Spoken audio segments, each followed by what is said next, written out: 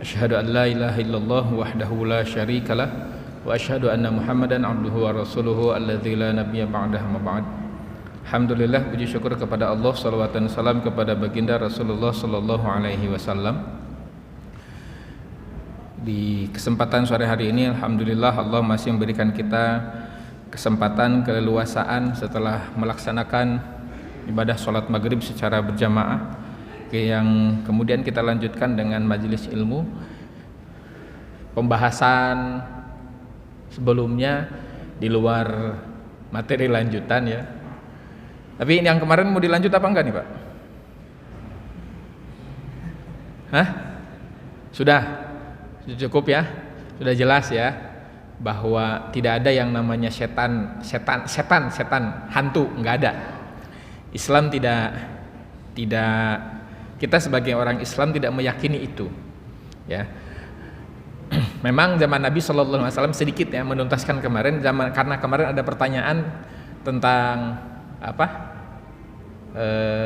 Tuyul katanya ya. Saya garis bawahi, saya catatan yang harus digaris bawahi bahwa nama-nama yang beredar di masyarakat itu buatan masyarakat itu sendiri, ya. Dan pasti setiap tempat berbeda, betul enggak? Sesuai dengan daerahnya, ya, sesuai dengan daerahnya masing-masing. Di kita ada namanya kuntilanak, di luar Indonesia ada namanya kuntilanak, kan enggak, gitu. Jadi itu adalah jin yang kemudian dalam tanda kutip mengabulkan apa yang dibayangkan, apa yang digambarkan oleh manusia. Meskipun zaman Nabi Shallallahu Alaihi Wasallam itu pernah, Pak, jin menampakkan dirinya, ya, jin menampakkan dirinya. Ini hadis dalam Sahih Bukhari, dijelaskan dalam Fathul Bari, Pak. Kisahnya adalah menimpa Abu Hurairah. Abu Hurairah waktu itu sedang jaga di Baitul Mal, sedang jaga malam. Kemudian ada yang minta, ada yang mencuri, bukan minta, ada yang mencuri makanan di Baitul Mal. Ketemu sama Abu Hurairah, ditangkap, tapi dia mohon-mohon, tolong lepaskan saya kelaparan, katanya gitu. Akhirnya dilepaskan sama Abu Hurairah. Malam besoknya datang lagi, Pak, nyuri lagi, ketangkap lagi, tapi mohon lagi, tolong lepaskan saya, sampai 3 kali. Nah, di kali yang ketiga Abu Hurairah itu sebetulnya tidak mau melepaskan, tapi kemudian dia mengatakan, nanti saya ajari kamu sebuah ayat untuk menangkal jin, katanya gitu. Kata si jin ini, Pak, nanti saya ajarkan kepada kamu sebuah ayat dari Al-Quran untuk menangkal jin. Dibacakanlah ayat kursi. Bayangin, jin ngajarin manusia, yang diajarin Abu Hurairah. Abu Hurairah kita tahu paling banyak meriwayatkan hadis, Pak. Di antara sahabat-sahabat Nabi yang lain, itu Abu Hurairah yang paling banyak meriwayatkan hadis. Meskipun masuk Islamnya belakangan. Kenapa? Karena Abu Hurairah itu menggantungkan perutnya kepada Nabi Shallallahu Alaihi Wasallam. Bahasanya gitu, aku menggantungkan perutku kepada Nabi Sallallahu Alaihi Wasallam. Kalau Nabi makan, saya makan. Kalau Nabi nggak makan, ya saya kelaparan, katanya gitu. Makanya nempel terus, Pak, di akhir hayatnya Nabi, ya, di akhir hayatnya Nabi, Abu Hurairah itu nempel terus. Kemana-mana Nabi pergi, ikut, gitu. Makanya banyak meriwayatkan hadis. Nomor 1 Abu Hurairah, nomor 2 Aisyah. Itu kalau dilihat dari urutan banyak-banyakan meriwayatkan hadis. Nah, kata Nabi Sallallahu Alaihi Wasallam, apa yang dia katakan itu benar, meskipun sebetulnya dia pendusta. Apa yang dimaksud dusta? Dusta mencuri untuk dirinya sendiri, gitu. Jadi ada kemungkinan si jin ini ngambil untuk dikasih kepada manusia yang lain, karena makanan jin bukan makanan manusia, ya. Makanan jin itu bukan makanan manusia. Dia makan kalau manusia lupa baca doa, dia makan kalau manusia pakai tangan kiri gitu. Pernah makan gak berdoa, Pak? Sering gitu. Itu sama dengan ngasih makan jin. Pernah makan pakai tangan kiri? Itu sama dengan ngasih makan jin, ya. Malah sebenarnya bukan jin ya. Kalau kita makan, kalau yang makan dengan tangan kiri itu setan disebutkan. Kul biyaminik washrab biyaminik, kata Nabi SAW, makanlah dengan tangan kanan, minumlah dengan tangan kanan. Fa inna syaitana ya'kulu bishimalihi wa yashrabu bishimalihi. Sungguhnya syaitan itu makan dengan tangan kanan, dengan tangan kiri, minum juga dengan tangan kiri.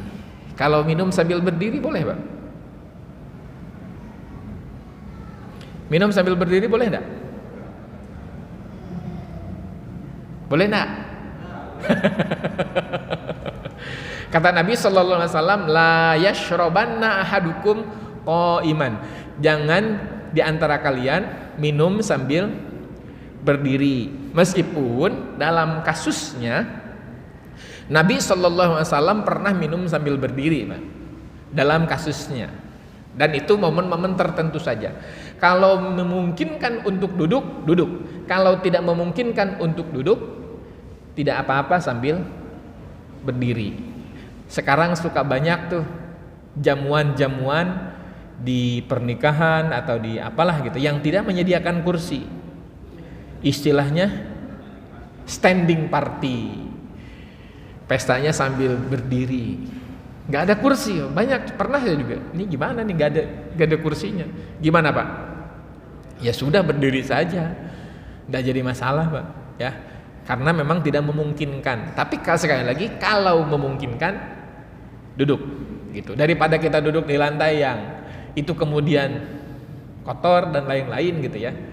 Khawatir nanti apa yang kita pakai ini dipakai untuk sholat dan lain. Meskipun kotor itu bukan halangan untuk kita sholat, ya. Kalau najis baru itu halangan. Kalau kotor itu bukan halangan. Baik, selesai ya perkara ini ya. Selesai urusan jin.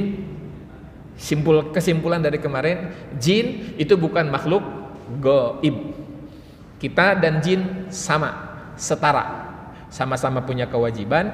Hanya saja jin bisa melihat kita, kita tidak bisa melihat jin. Ada dalam Al-Quran, innahu yarakum huwa wa qabiluhu min haitsu la tarawnahum. Sungguhnya mereka melihat dari arah kalian tidak bisa melihat. Innahu yarakum huwa wa qabiluhu min haitsu la tarawnahum. Mereka bisa melihat kalian sementara kalian tidak bisa melihat mereka. Itu dalam Al-Quran ada. Baik, hadirin rahimakumullah, kita akan melanjutkan. Kemarin itu sampai pembahasan mana? Nabi Musa kan ya? Ada yang masih ingat enggak? Samiri. Sampai Samiri. Baik.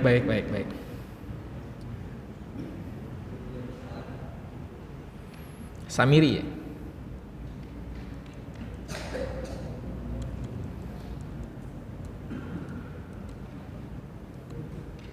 Azab bagi penduduk Mesir sudah ya? Sudah menuju Yerusalem. Ini ya. Baik.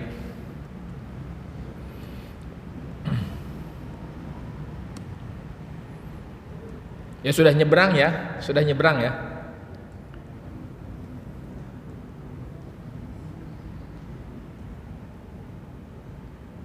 perintah Tuhan sudah? Belum? Baik. Berarti sih yang ini kita bahas. Nah ini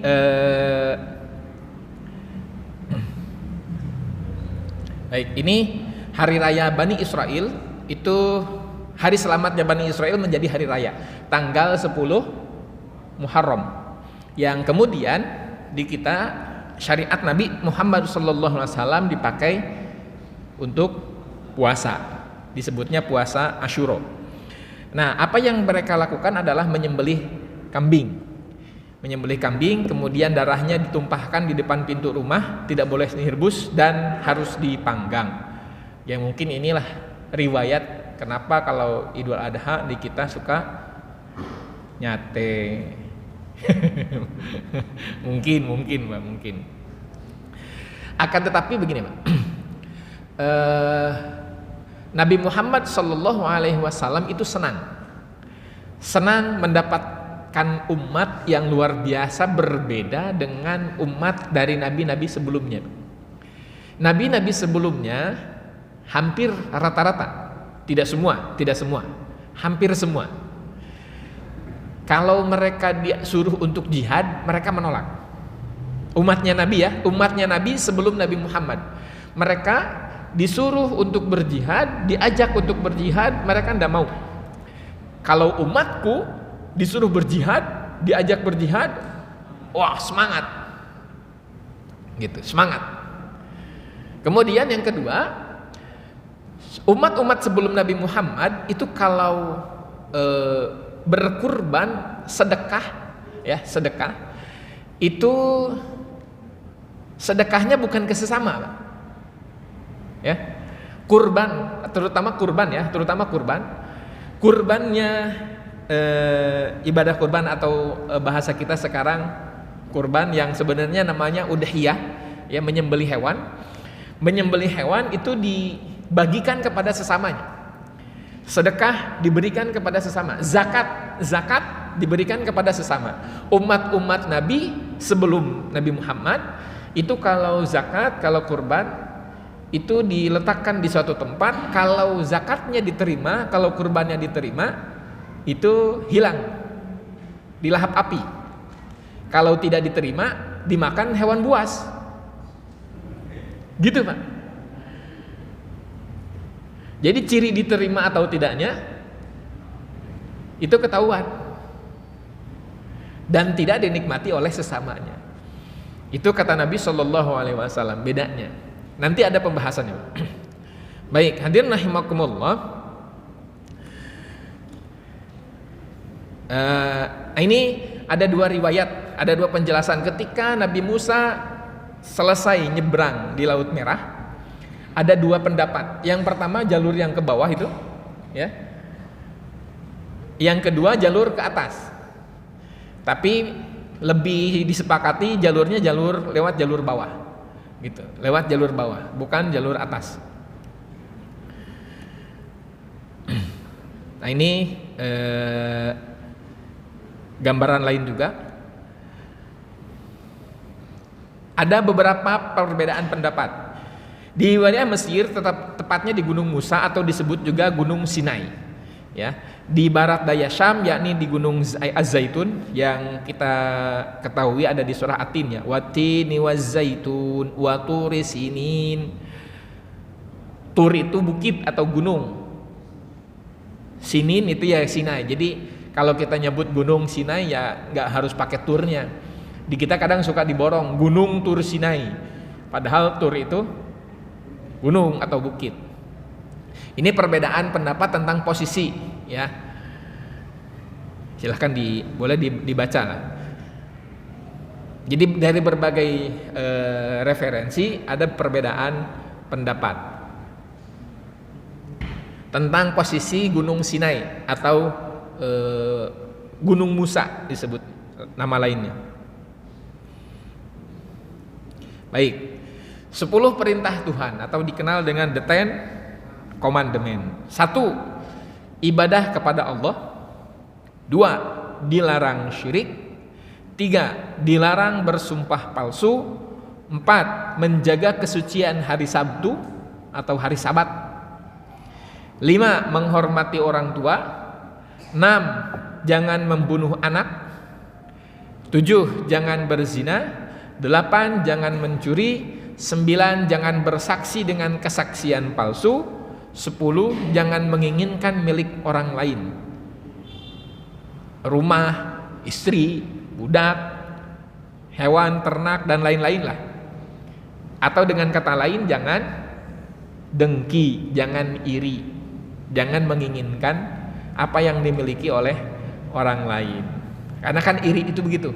Hasad, yang dimaksud dengan hasad itu menginginkan kenikmatan yang didapatkan oleh orang lain itu pindah kepada dirinya, gitu. pindah. Bukan sama-sama memiliki tapi pindah. Jadi orang lain jadi tidak memiliki gitu.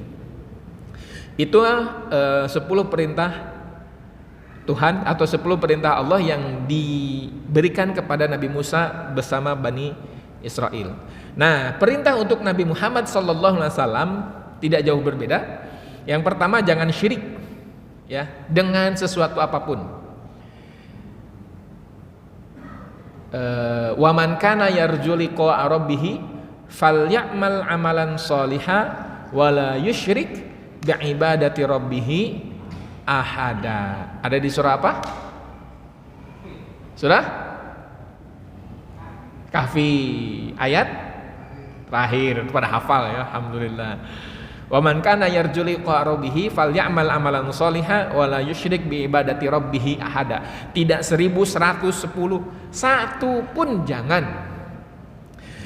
Dalam kalangan tasawuf ya, dalam kalangan tasawuf beribadah mengharapkan surga itu sudah mengotori nilai ibadah. Beribadah mengharapkan surga itu sudah mengotori nilai ibadah. Ini kalangan itu ilmu tertinggi sebenarnya Pak. Meskipun ya boleh-boleh saja kita berharap surga karena memang Allah menjanjikan itu gitu. Meskipun amalan-amalan kita tidak sebanding dengan surga, nggak sebanding. Ya, nggak sebanding. Apa yang kita lakukan selama puluhan atau bahkan ratusan atau ribuan tahun, amal yang kita lakukan itu tidak sebanding dengan surga, nggak sebanding. Satu, jangan syirik. Yang kedua, berbuat baik kepada orang tua. Yang ketiga, jangan membunuh anak karena takut miskin. Wala taqtulu auladakum khasyata imlaq. Yang keempat, jangan berbuat sesuatu yang keji. Fahisyah ya, fahsya. Yang kelima, jangan membunuh orang yang diharamkan dibunuh kecuali dengan cara yang hak.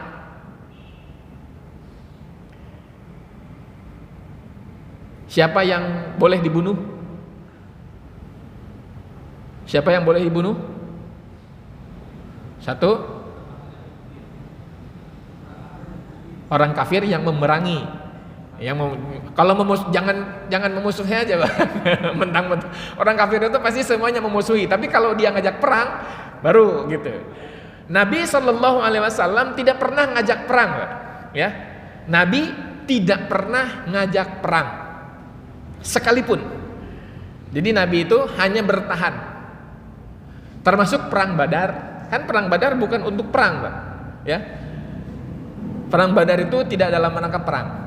Tujuannya mendakwahi, kalau menolak, melawan baru diladenin gitu. Nabi tidak pernah ngajak perang, tidak pernah membunuh kecuali dalam keadaan perang, tidak boleh membunuh kecuali orang-orang yang memang dihalalkan untuk dibunuh dengan cara yang hak. Seperti kisos boleh ya, dalam rangka kisos boleh.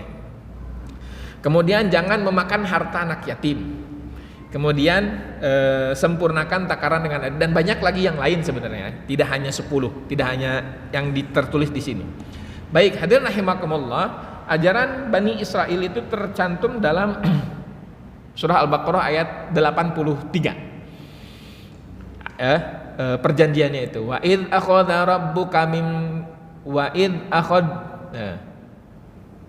akhadna mitsaqa bani Israila la ta'buduna illallah. Ini wa id akhadna mitsaqa bani Israila la ta'buduna illallah. Punten Bapak, ini mohon maaf nih. Ini terjemah kami ambil dari terjemah Depag. Terjemah umum.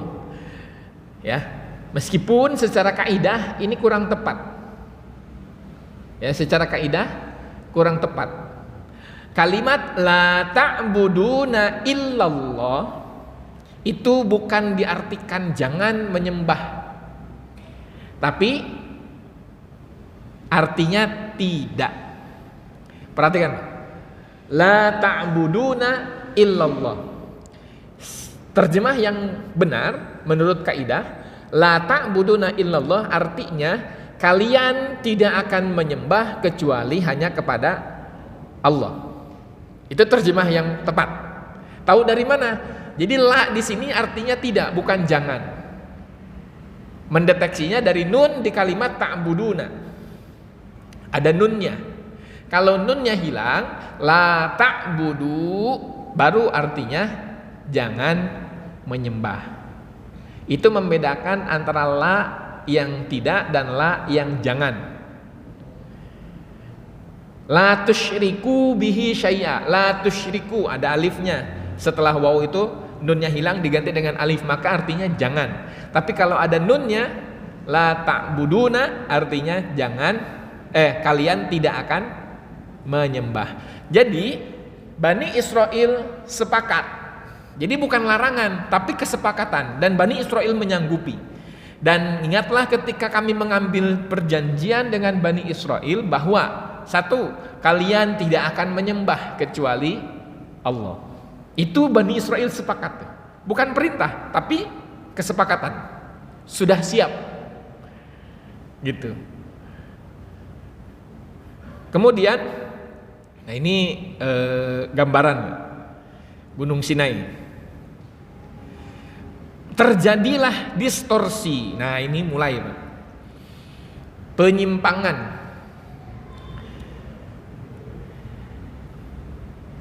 Ini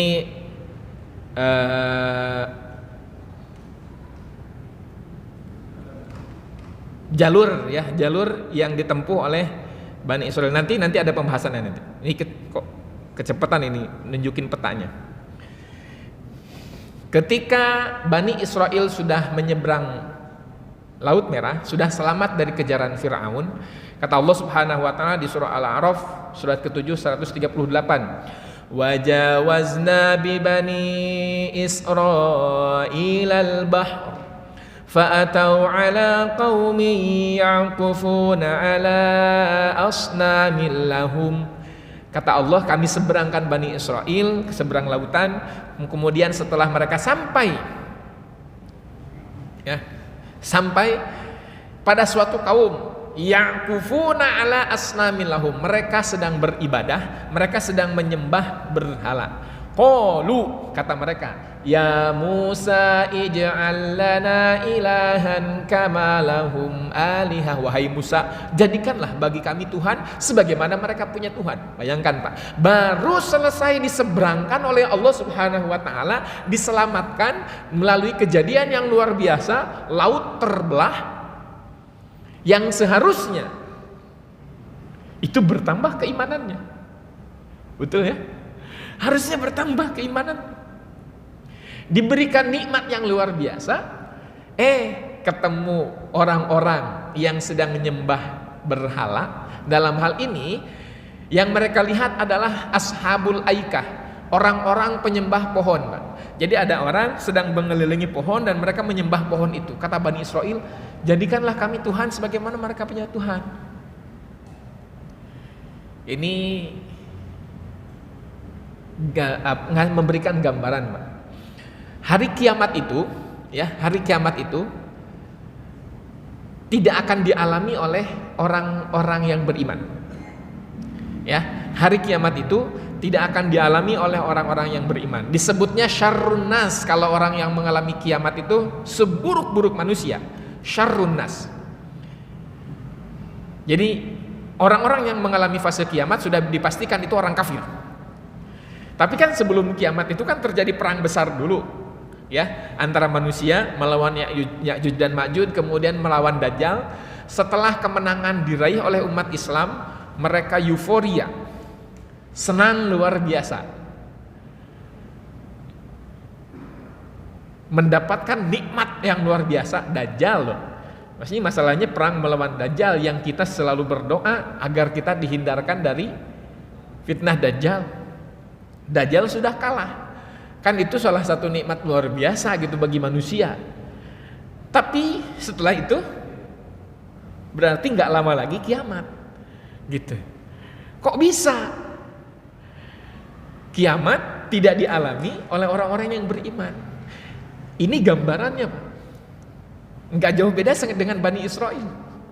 Mendapatkan nikmat, diselamatkan dari Fir'aun, Fir'aunnya mati, malah mereka minta Tuhan. Padahal sudah jelas-jelas Tuhan itu adalah Allah yang sudah memberikan mereka jalan keluar dari kebuntuan. Jadi sangat memungkinkan orang ketika diberikan nikmat yang luar biasa maha dahsyat oleh Allah Subhanahu wa taala jadi lupa diri.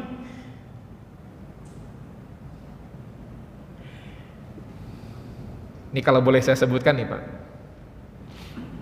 yang rajin ibadah itu yang bergelimangan harta atau yang biasa-biasa saja?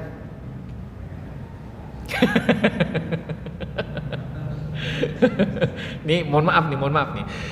Yang rajin beribadah itu yang bergelimangan harta atau yang biasa-biasa saja? Agak sensitif nih, punten aja. Terkadang. Enggak semua sih, banyak orang-orang yang diberikan oleh Allah kelebihan dari sisi harta yang kemudian mereka rajin beribadah. Banyak. Dan ini salah satunya yang ada di sini lah. Insya Allah ya.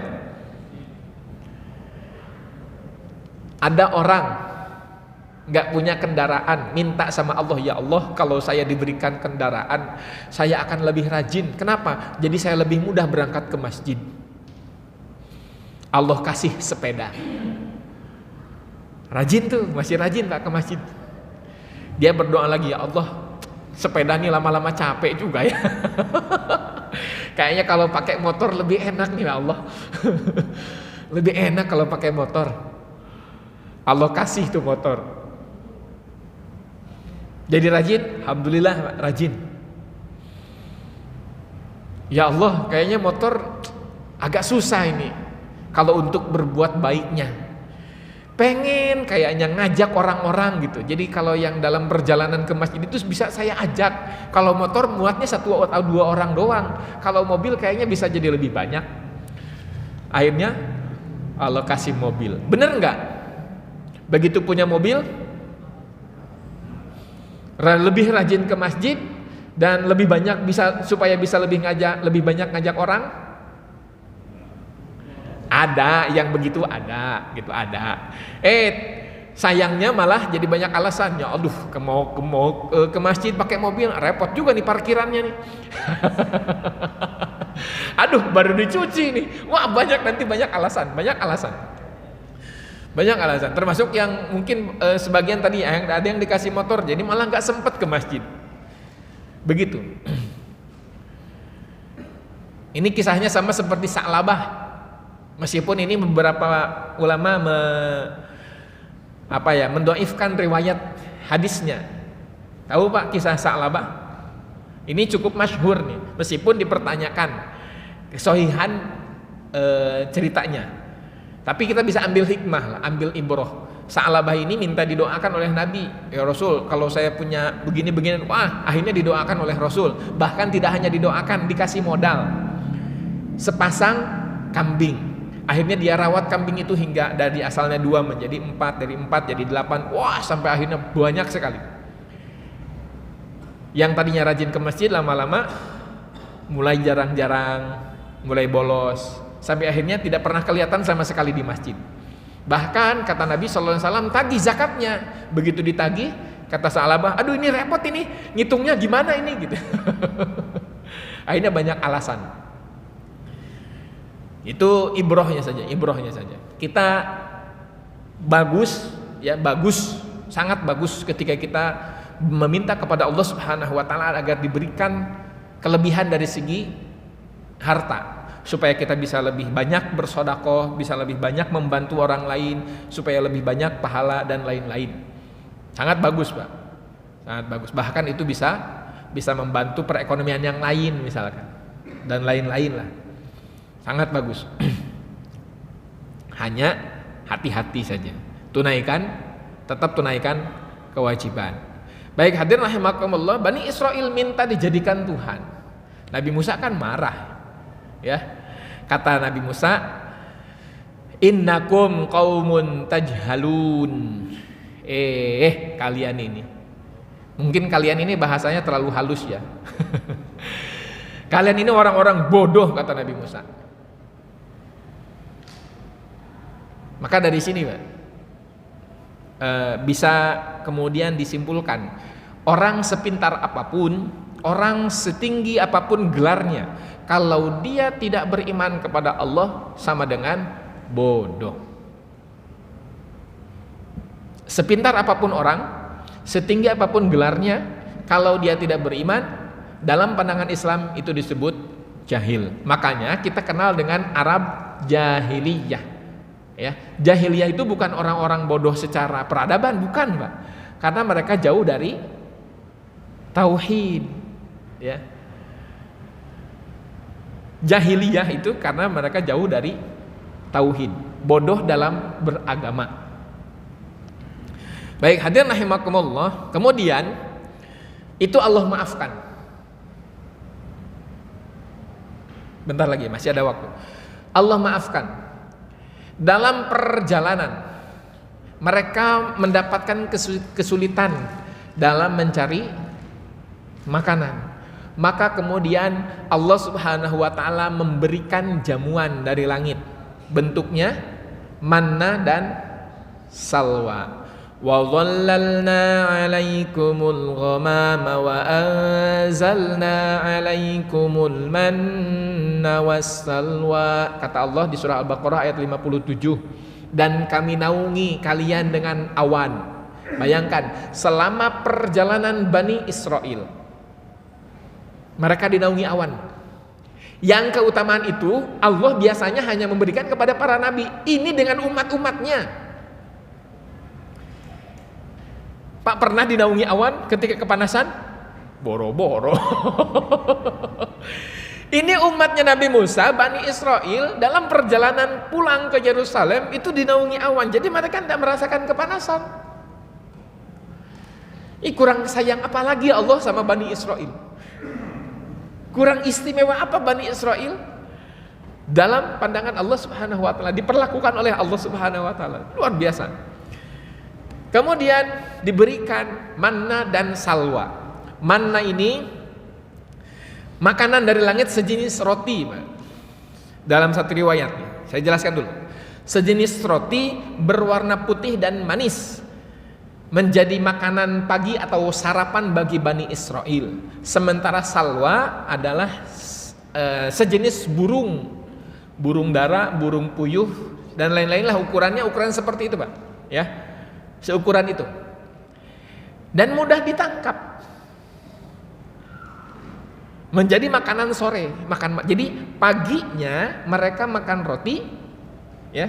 Paginya itu mereka makan roti, sorenya, dan itu sudah tersedia, Pak. Sudah tersedia. Tidak ngolah dari awal, enggak. Sudah tersedia. Mudah bagi Allah. Sorenya ada burung-burung yang datang, enggak harus dikejar pakai perangkap, enggak. Datang dengan mudahnya mereka tangkap. Ya itu mau diolah bagaimanalah terserah Bani Israel. Ya rata-rata sih biasanya dibakar lah. Karena itu yang paling gampang gitu. Pagi makan roti, sore makan burung. Kata Bani Israel, wahai Musa, minumnya mana? Seret nih. Makan roti, makan burung, seret nih. Akhirnya Nabi Musa minta, wa idhistasqa Musa liqaumihi. Akhirnya Nabi Musa minta diturunkan air, istisqa. Ya. Maka Allah menyuruh Nabi Musa untuk memukulkan tongkatnya kepada batu, memancarlah 12 mata air. Aduh. Kita kalau mau air gali sumur. Ini sedang dalam perjalanan ya, Jadi mudah. 12 mata air. Nah, masing-masing kan Bani Israel itu ada 12 kabilah, ada 12 suku. Masing-masing sudah tahu. Karena ada 12 berarti masing-masing punya jatah. Gitu. Masing-masing punya jatah. Di riwayat lain, manna itu minuman sejenis madu, ya. Minuman sejenis madu, dan itu bisa bisa didapatkan di pohon-pohon zanjabil, jahe, ya. Jadi mereka mematahkan dahan pohon itu ada air keluar. Jadi mereka ngambil kayak mungkin ngambil pohon dari getahnya gitu, dan itu bisa diminum. Itu riwayat yang lain. Itu yang dimaksud dengan manna.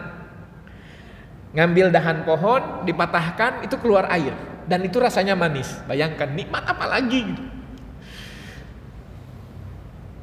Riwayat yang lain yang seperti ini. Jadi manna itu sejenis roti. Baik, hadirin rahimakumullah, belum cukup kekufur nikmatan apa ya bahasanya, kufur nikmatnya Bani Israel itu sudah diberikan. Ini kan masalahnya dalam perjalanan. Ini sudah isya nih, mau kita lanjut atau gimana? Ini saran dari pengurus, azan dulu, nanti kita lanjutkan. Gimana Pak?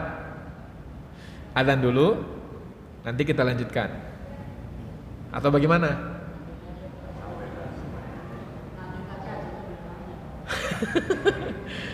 Adzan dulu deh. Nah, ini kan adzan kan kedengaran keluar ya. Kedengaran keluar, nanti setelah adzan kita lanjutlah beberapa menit baru kita tutup.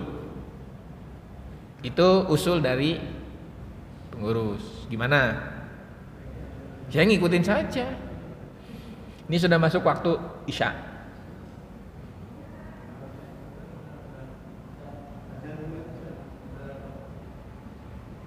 Nanti setelah adzan kita lanjut sedikit, baru kita tutup. Tutup aja. Oh gitu, nggak ada sesi tanya jawab nih? Nggak ya? Cukup berarti nih. Gimana? Ditutup saja. Baik, saya ikut. Mohon maaf berarti ya, kisahnya kita lanjutkan pekan atau pertemuan berikutnya, bulan depan kan ini Kamis kedua nih ya. Bulan depan kita lanjutkan Pak ya, bulan Kamis bulan depan di pekan pertama insyaallah. Nanti Bani Israel tidak bersabar dengan makanannya, minta sesuatu yang lain ya. Kita lanjutkan insyaallah. Mudah-mudahan nanti ketemu lagi di pertemuan berikutnya dalam nuansa yang lebih baik.